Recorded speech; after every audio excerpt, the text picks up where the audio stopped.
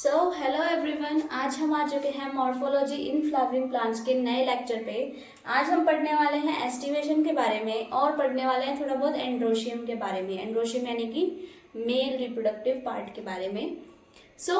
Aestivation क्या होता है? एस्टिवेशन होता है arrangement of sepals and petals. आप लोगों को पता है ना सेपल्स और पेटल्स क्या होता है? वो होता है कैलिक्स और कोरोला। कैलिक्स जो ग्रीन पार्ट होता है जो कि प्रोटेक्शन में हेल्प करता है, और कोरोला जो कि कलर्ड पार्ट होता है जो कि पॉलिनेटर्स को अट्रैक्ट करने में हेल्प करता है, जिससे कि पॉलिनेशन को हम इजी बना सकते हैं। ओके, अब आते हैं, नंबर 1 है वेलवेट एस्टिवेशन। वेलवेट एस्टिवेशन क्या कहता है कि जो सेपल्स और पेटल्स हैं वो एक दूसरे को जस्ट टच करेंगे, एक दूसरे पे ओवरलैप नहीं करेंगे। देखो नीचे डायग्राम भी है, जस्ट टच किया हुआ है एक दूसरे को। इन फ्लावर के पेटल्स ने, हमने कई फ्लावर्स में देखा है कि जो पेटल्स होते हैं वो एक दूसरे के ऊपर नहीं चढ़ते, एक दूसरे के जस्ट टच कर रहे हैं। ये पेटल्स में भी हो सकते हैं, सेपल्स में भी। ओके, जस्ट टच, इधर नो ओवरलैपिंग। इसका एग्जांपल है कैलाट्रोपिस। कैलाट्रोपिस, अब इसका एग्जांपल आप याद कैसे करोगे? एक ट्रिक है उसके लिए, दैट इज काला वेलवेट। ठीक है, ब्लैक कलर का जो वेलवेट का कपड़ा होता है वो याद कर लेना अपने मन में, काला वेलवेट। तो काला से बन गया कैलाट्रोपिस और वेलवेट से वेलवेट एस्टिवेशन है ही। Next is twisted. ट्विस्टेड में क्या होता है कि जो फ्लोरल अपेंडेजेस है वो एक दूसरे के ऊपर चढ़ जाते हैं, ओवरलैप कर जाते हैं, बट एक सिंगल डायरेक्शन में। जैसे कि एक व्हील ऐसे चल रही है तो फिर ऐसे ओवरलैपिंग शुरू है ना, ऐसे, फिर अगली भी ऐसे ऐसे ऐसे ऐसे, मतलब सेम डायरेक्शन में चलती रहेगी। वो देखो यहाँ पर डायग्राम भी मैंने बनाया है, और एनसीईआरटी भी कंसीडर करोगे आप लोग एक बार, क्योंकि ओवरऑल डायग्राम एनसीईआरटी से आने वाला है, मेरा कोई बनाया हुआ नहीं छपेगा। ओके, इसके एग्जाम्पल हैं china rose, lady finger, cotton और हिबिस्कस। अब एग्जाम्पल के लिए एक और ट्रिक है। क्या ट्रिक है?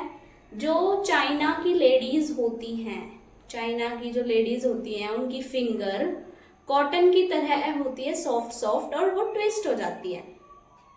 ठीक है, समझे तुम? यानी कि जो चाइना की जो गर्ल्स होती हैं या लेडीज होती हैं, लेडीज ज्यादा याद रखो क्योंकि लेडी फिंगर लेडीज के लिए आ रहा है, उनकी जो फिंगर होती हैं वो कॉटन की तरह सॉफ्ट होती हैं कि वो इजीली ट्विस्ट हो जाती हैं। ठीक है, तो इसमें सारे एग्जांपल आ गए। चाइना रोज में से चाइना आ गया, लेडीज में से लेडी फिंगर आ गया, लेडी फिंगर में फिंगर भी आ गया, और कॉटन की तरह उनकी जो है वो सॉफ्ट होती हैं उंगलियां, और वो इजीली ट्विस्ट हो जाती हैं, तो ट्विस्टेड एस्टिवेशन आ गया। अब एक रहा कौन सा गया, दैट इज हिबिस्कस। हिबिस्कस अलग से याद कर लेना भाई, एक तो कर ही सकते हो, या फिर तुम्हें अगर और अच्छी ट्रिक मिले तो इसे भी जोड़ लेना साथ में। मेरे पास ये ट्रिक है। Okay, imbricate. अब इम्ब्रिकेट एस्टिवेशन में क्या होता है? अगेन इसमें एक दूसरे के ऊपर ओवरलैप करेंगे सेपल्स और पेटल्स, बट इसमें डिफरेंस क्या आ जाएगा कि इसमें एक डायरेक्शन में ओवरलैपिंग नहीं होगी, कहीं पे भी कुछ भी ओवरलैपिंग हो जाएगी। ठीक है, मतलब एक पर्टिकुलर डायरेक्शन नहीं चलेगी। देखो जैसे मैंने ये एग्जांपल बनाया, पहले ये ओवरलैप कर गया, फिर ये ओवरलैप कर गया, यहाँ तक डायरेक्शन ठीक चल रही है, फिर देखो यहाँ खराब हो गई, ये ओवरलैप किया और ये अंदर की तरफ घुस गया, और फिर ये। ठीक है, समझ रहे हो ना तुम इन डायरेक्शंस को? क्योंकि ये वाला जो वर्ड है, देखो ये 1, 2 और 3, ये तीनों ठीक चले, इसके बाद इसने जो है सारा मामला खराब कर दिया। अगर ये होता अंदर से ऐसे जा रहा होता, ये मान लो ऐसे ना होके ऐसे होता, तो ये भी कोई बन जाता ट्विस्टेड, बट ये ऐसे नहीं है, ये ब्लैक जो मैंने बनाया है ये वैसे है। ओके, और इसके एग्जाम्पल क्या है? गुलमोहर और केशिया। गुलमोहर और केशिया इसके एग्जाम्पल है। तुम लोग याद कैसे करोगे? ये दोनों तुम याद करो, हमने जाइगोमॉर्फिक सिमेट्री में पढ़ा था, और मैंने बोला था एक चीज याद करो, I am Gulmohar from Kashmir, यहाँ याद यूज होगा। I am imbricate, I am से imbricate, Gulmohar from Kashmir, Kashmir यानी केशिया, गुलमोहर यहाँ आ ही रहा है, और आई एम से इम्ब्रिकेट बन जाएगा। ओके, अब आती है वैक्सिलरी एस्टिवेशन। वैक्सिलरी एस्टिवेशन में क्या होता है? कील की फॉर्मेशन होती है। ये जो लास्ट वाली जो पार्ट है इसे हम बोलते हैं कील। कील की फॉर्मेशन होती है, और ये आता है फैबेसी फैमिली के अंदर। और हमने अब जाइगोमॉर्फिक सिमेट्री में फैबेसी फैमिली के भी 2 एग्जाम्पल बताए थे। मैंने बोला था ये चारों ही इंपॉर्टेंट एग्जाम्पल हैं, आगे फिर से काम आएंगे, तो तुमने याद करे ही होंगे वैसे। फैबेसी के वो जो 2 एग्जाम्पल थे वो थे पी और बीन्स। ठीक है, ये आ गए हमारे वैक्सिलरी एस्टिवेशन के अंदर। ओके गाइस, अब मैं आप लोगों को थोड़ा बहुत बता देती हूँ एंड्रोशियम के बारे में। एंड्रोशियम की जो यूनिट होती है, यानी सिंगल यूनिट को हम बोलते हैं स्टैमिन, जो कि है मेल रिप्रोडक्टिव पार्ट ऑर्गन।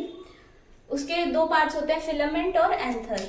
ये जो लंबा वाला पार्ट है ये होता है फिलामेंट, और ये वाला पार्ट जो है ऊपर एंथर होता है। एंथर के लिए देखो क्या लिखा हुआ है, यूजुअली बाइलोब्ड, बाइलोब्ड होता है।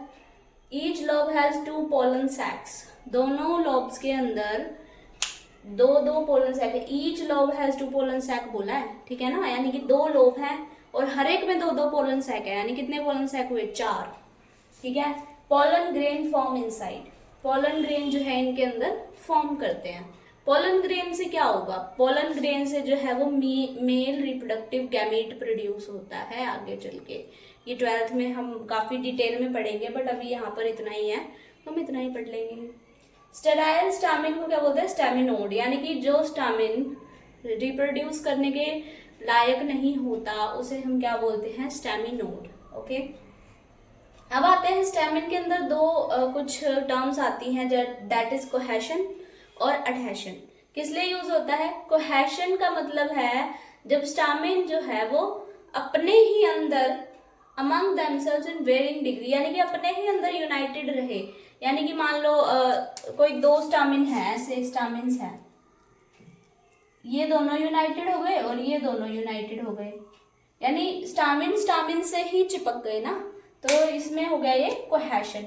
और एडहेशन क्या होगा, वो किसी और वल से चिपक जाए, जैसे कि मान लो स्टामिन जो है वो कैलिक्स से चिपक गए या कोरोला से चिपक गए, किसी भी चीज से, यानी कि खुद के अलावा वो किसी और ही वल के जो पार्ट है उनसे यूनाइट कर जाएं, ठीक है। इनके हम अभी कल इन्हें डिटेल में डिस्कस करेंगे, इनके बारे में थोड़ा और हम पढ़ेंगे, इनके थोड़े पार्ट्स पढ़ लेंगे कि भाई किस टाइप से किस किस में होता है ये, और वेरियस कंडीशंस पढ़ेंगे। ओके, सो आज के लिए इतना ही है। आज के लेक्चर में हमने काफ़ी इंपॉर्टेंट चीज़ें पढ़ी हैं, और आज हमने पूरा कर लिया है एस्टिवेशन और हमारे एंड्रोशियम का थोड़ा सा ही पार्ट किया है हमें, अभी आगे और भी है। सो आज के लिए इतना ही है lecture. Thank you so much. अगर आपको लेक्चर अच्छा लगता है तो चैनल को लाइक करो, सब्सक्राइब करो और मेरे वीडियो को शेयर कर दो। Thank you so much.